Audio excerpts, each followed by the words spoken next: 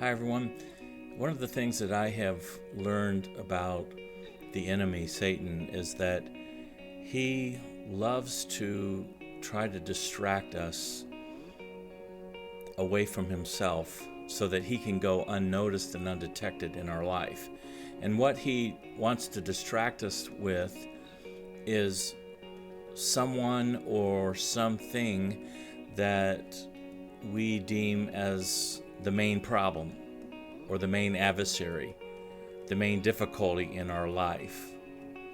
And Satan loves to be able to use that person or that something to cause us to spend all of our energy and our time worrying about, plotting against, even praying for that, instead of realizing that he is the real enemy and that our greatest battle is against him, and we need to spend our time more praying against him and allowing God to take care of these other things that we want to fight so much and spend so much of our time worrying about. To illustrate this, I want to talk about David, King David, when he was just a young man, a teenager, and he had older brothers that had gone out to war, and their fellow Israelites were facing an enemy nation who had a champion called Goliath. Now, in those days of the Bible, nations would often send their strongest fighting warrior up against the enemy nation's strongest fighting warrior, and they would go to it. They would battle against each other one-on-one, and the winner of that battle would be the winner of the war. And so in this case, Goliath was the enemy, and Goliath, the Bible tells us, stands 9'9" and was very big and bulky, very strong, against David, a mere boy in comparison. Now, David's father, Jesse, was concerned about David's older brothers who had gone out to battle. By this time, they had already been there for 40 days. You see, Goliath had been showing up every morning, taunting the Israelites, wondering who they were going to send to fight him, this mighty, victorious warrior. And nobody in Israel had the bravery to go up against Goliath because they knew that they couldn't beat such a giant and such a victorious warrior. And so every day Goliath taunted Israel, every day for 40 days. He would misuse the name of God, Israel's God, and he would make fun of the supposed warriors of Israel. David's father, Jesse, out of his concern for his older brothers, wants David to go to the front line and make sure that David's brothers have food enough to eat. And so he sends David with some bread and some cheeses. And David's responsibility up to that point was watching over the sheep of the family. So when David leaves the sheep, I'm sure with his father or some other attendant, then he goes to the front lines, and David's real enemy, we know from the story, is Goliath. But what the evil one always wants us to do is to be distracted with some other person or some other thing that causes us to really take our eyes off of the enemy.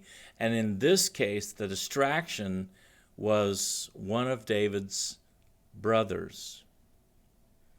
So as David approaches the front line, he doesn't immediately see his brothers, and he starts talking to some of the soldiers about what's been going on with this war, because David's father wanted him to find out how things were going, and they, of course, told him about this champion named Goliath was taunting them every day, and nobody would go out and fight. And so while David is talking to these men, David's oldest brother, Eliab, Eliab, overhears David's voice, goes and finds the source of the conversation, and sure enough, it was David talking to these men. And here's what it says in 1 Samuel chapter 17, verse 28.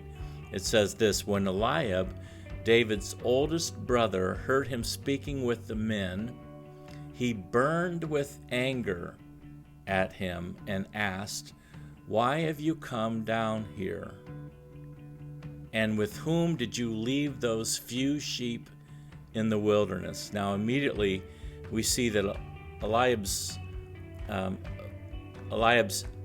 anger is probably an issue in his life when he's upset at David for merely just speaking to some soldiers and being upset over the fact that David is there when David was doing nothing wrong at all. He was just there to try to help and try to obey his father. So Eliab has probably an anger issue. And then he also makes fun of David when he says, "Who did you leave those few sheep with you in the wilderness?" In other words, the only thing you can really do, David, in life is take care of a few sheep. You shouldn't even be here with the real men in war.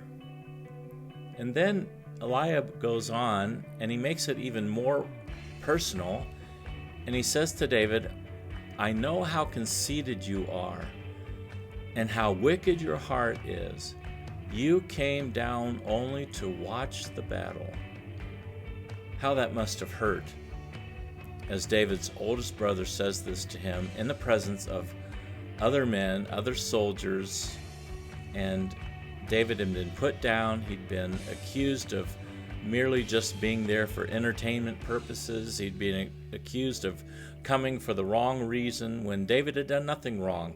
He was only obeying his father. Now, David's real battle is Goliath. That's where God wanted him to end up, is facing against Goliath. But what the enemy so often does is he tries to distract us with someone or something else instead of the real battle. Now, David could have lost his temper and lost his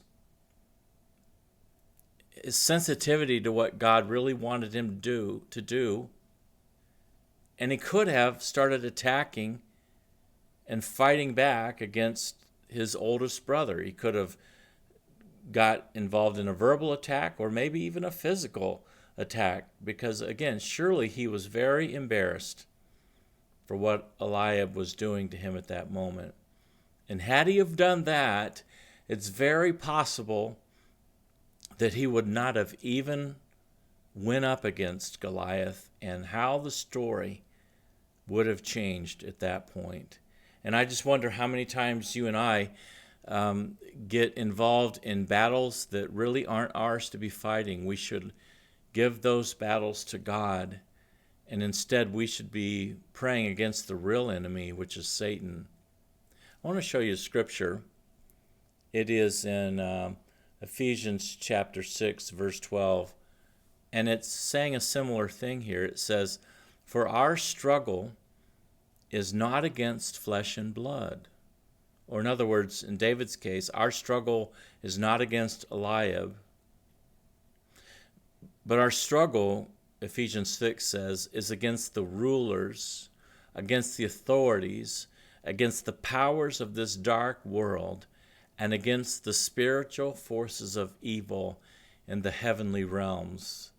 And that's a fancy way of saying that our struggle is not against people or things, although they do cause us struggles. But our real struggle is against Satan and the powers that Satan has in this dark world to work against us. So often we're fighting on the wrong battlefield. The battlefield should be fought in prayer.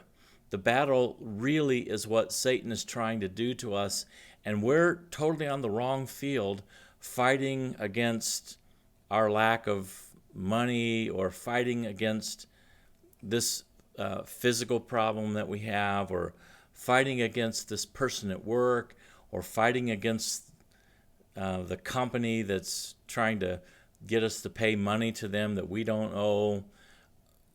It's not that we don't stand up for what should be the right, but what we're doing is, instead of taking those things to God in prayer and allowing God to really fight against those things, and if we're needed, he'll let us know. Instead of doing that, we spend all of our time and our energy and our resources fighting against the things that we can see. And little time do we spend against Satan, praying that God will help us from the real enemy. And so oftentimes we miss the battle altogether, and we really don't see Satan working in our life. I'm going to give you one more illustration as I close. When I was a young minister, I was inexperienced and had, a real poor self-image. I was very insecure. And there was a older retired pastor who was in that congregation who really was a bitter old man. He was a person who always had a chip on his shoulder, and he was someone who had developed a disliking for ministers, even though he was trained for the ministry. I didn't find this out till later on, but actually he never really was able to pastor in a church. He had one church, but his personality and lack of getting along with people made it such that he wasn't really a good pastor, in the sense that he could be with the same church week after week and the same people. So God actually enabled him to do a ministry throughout his career that didn't involve the personal interaction week to week with the same people. So God was good to him, and that God used him in that way. But this man always had a chip on his shoulder toward people who ministered in the way that he wanted to, but wasn't able to. And so as a young pastor, he had a chip on his shoulder toward me, and he was bitter toward me, and he was angry, and he was mean. And he really held an emotional bondage over me, to where every time I would see him, I would tense up, and it was like he would suck the life out of me, the energy out of me, and it was awful. It was just terrible. I'd never really encountered anyone like that before. So every time I saw him show up, to something, I just had this terrible feeling in the pit of my stomach. No matter what I tried to do, I couldn't satisfy this person, or it just never worked. Even though he was a much smaller person physically than me, he was just a very small man physically, yet he held a great power over me, and he intimidated me. And the thing that I noticed was, even when he died, he was, again, much older than me. When he died, and I saw this small, lifeless body in a casket at a funeral home, even then, I tensed up, and he had control over me. It was crazy. This small, lifeless little body, and honestly a really small person in a lot of ways, had control over me. And what I've learned since then is that so much of my energy and time was spent worrying about this individual, and I was on the wrong battlefield. He was my Eliab, and instead of taking him to God and allowing God to deal with his issues, I got consumed in waging war against him in my mind and in my spirit. And I could have done a lot better as a minister while he was alive. I could have done a lot better if I'd have been fighting against the right battles, and that's against Satan, the enemy, and you fight in prayer. So once again, Satan will cause us to try to get distracted on the wrong person or the wrong thing, when our real enemy is not the things that we can see or touch. Although they do cause us problems, but instead of spending so much time and energy and even prayer on them specifically, we should be getting on the right field and praying to God for help with Satan, and then God will take care of the other things. For whatever that's worth, think about your own life. Think of the struggles that you're facing and how many of them are flesh and blood, things you can see and touch. And is there really a greater enemy behind everything that you should be praying against? Thanks for listening, and I'll see you next time.